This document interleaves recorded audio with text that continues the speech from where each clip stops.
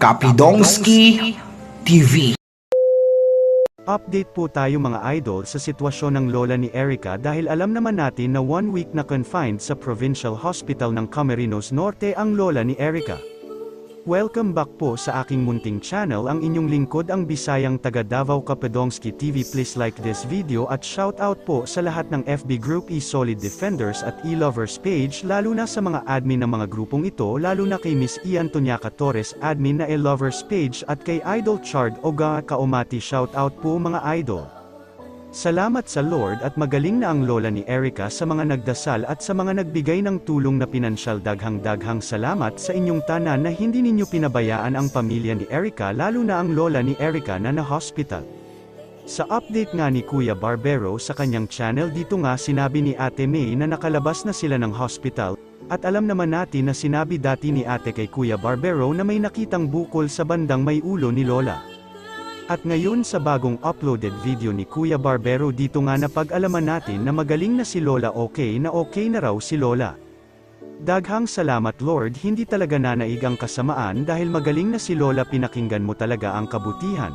Sa mga nagsasabing karma raw ito sa pamilya ni Erica sa nangyari sa kanilang lola, ito lang ang masasabi ko sa mga bobo na mga bashers, kung nakarma ang pamilya ni Erica, bakit gumaling pa si Lola? Mga bobo talaga kayo, palibhasa, walang laman mga utak ninyo mga bashers ni Erica. Sa upload ko sa lola ni Erica, dito nga sinabi nila nga karma raw dahil sa pang-iwan ni Erica. Idi wow, para kayong mga Diyos kung makapagsalita, wagas ang Panginoon nga hindi judgmental, pero ang mga bobo na mga bashers wagas kung mapanghusga sa kapwa-tao nila, kayo ang husgahan ng iba. Ano kaya masasabi ninyo? Watch the full video sa channel ni Kuya Barbero, suportahan rin natin ang kanyang channel mga idol. Hanggang dito na lang muli ang inyong lingkod, hanggang sa muli ang Ginoo naga uban ka natong tanan. I love you all. CNPH, yung Camarines Norte Provincial Hospital po. Titingnan natin kung makikita pa ba natin sila Erica o sila Ate May. Kasi ang sabi po nila Ate May ay nasa hospital po sila.